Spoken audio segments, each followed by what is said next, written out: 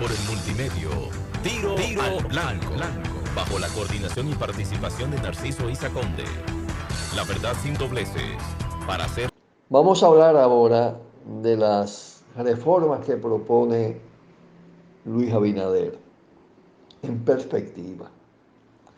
Pero antes, quería decirle, subrayar, enfatizar, en que no es verdad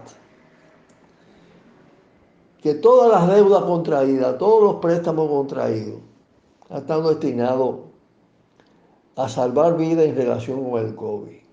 Hay una cantidad enorme de préstamos que van en otra dirección. Igual también no es verdad que el exceso de vacuna fue parte de un accionar eficiente,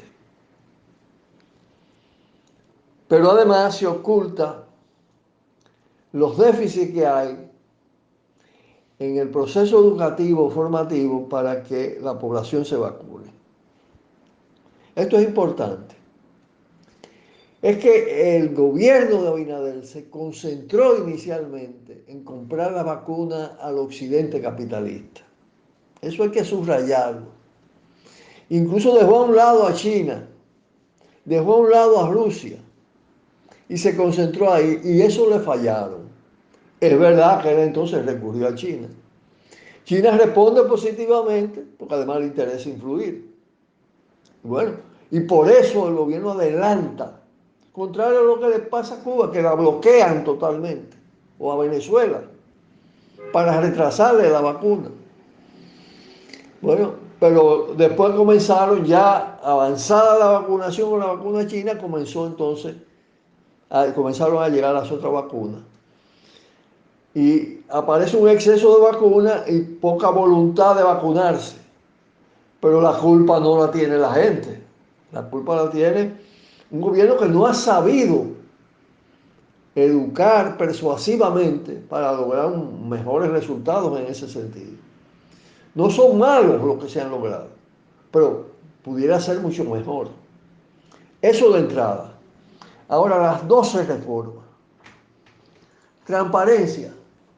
Bueno, lo primero es que la práctica de este gobierno no es transparente en relación con su propia corrupción, con la narcocorrupción que afecta al PRM, con los vínculos que tiene Abinader con el gran empresariado y la manera como protege la corrupción empresarial, con la alianza soterrada protegiendo la corrupción lionelista, una gran parte de la corrupción de la cúpula militar, policial del país. Y no hay transparencia tampoco con el tema de la publicidad gubernamental y de la asesoría en imagen. Hay que exigir que se den a conocer cuáles son los contratos en ese sentido. Se habla de reformas en materia de energía, pero lo que está planteado es un proceso de privatización creciente y eso no se llama reforma, eso se llama contrarreforma. Un sector estratégico que debe ser público y que tiene que ver con la seguridad del país y con su soberanía, entregado progresivamente al gran capital local y transnacional. Eso no es reforma. Pero hay que decir que además en las 12 reformas no están definidos los contenidos de la propuesta del gobierno. Están enunciadas. Lo de la reforma policial, lo hemos dicho, la policía actual, con los niveles de corrupción que tiene, de criminalidad, con el tipo de mentalidad, no es reformable. Mucho menos con ese generalato. Y se ha afirmado que en fin de cuentas la reforma la tiene que aprobar el Consejo Nacional Policial. Es lo mismo que han hecho todas las fechorías, son los que van a terminar determinando y condicionando lo que ellos llaman reforma. El tema de la reforma de modernización del Estado, de eso estamos cansados de hablar de eso. Pero además la modernización en sí mismo y la reforma del Estado no garantizan contenido favorable a la justicia, favorable a todo lo relacionado con el bienestar del pueblo.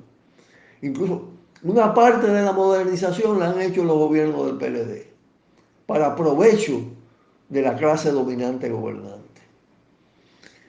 Hablar de educación de calidad, después, sin ni siquiera detenerse a plantear que fracasó el año escolar, y que fracasó el año escolar por fallos fundamentales del Ministerio de Educación e imprevisiones, no augura ningún avance significativo en ese campo. Menos aún la reforma de la salud con el tema de la ARS y de la AFP, que son de los bancos, bancos que financian incluso el presupuesto de la República y que condicionan su poder. Con ese nivel de alianza con el gran empresariado, no esperemos. Y con el nivel de privatización y la vocación privatizadora de este gobierno, reforma de salud. Habrá contrarreforma, aunque sea contrarreforma con modernización y con más centros de salud, pero en favor fundamentalmente del negocio privado. El transporte está en manos de Conatra. En fin de cuentas, ¿qué se puede esperar de ahí? Pero además, bueno, de la reforma digital igual lo digo con respecto a la modernización.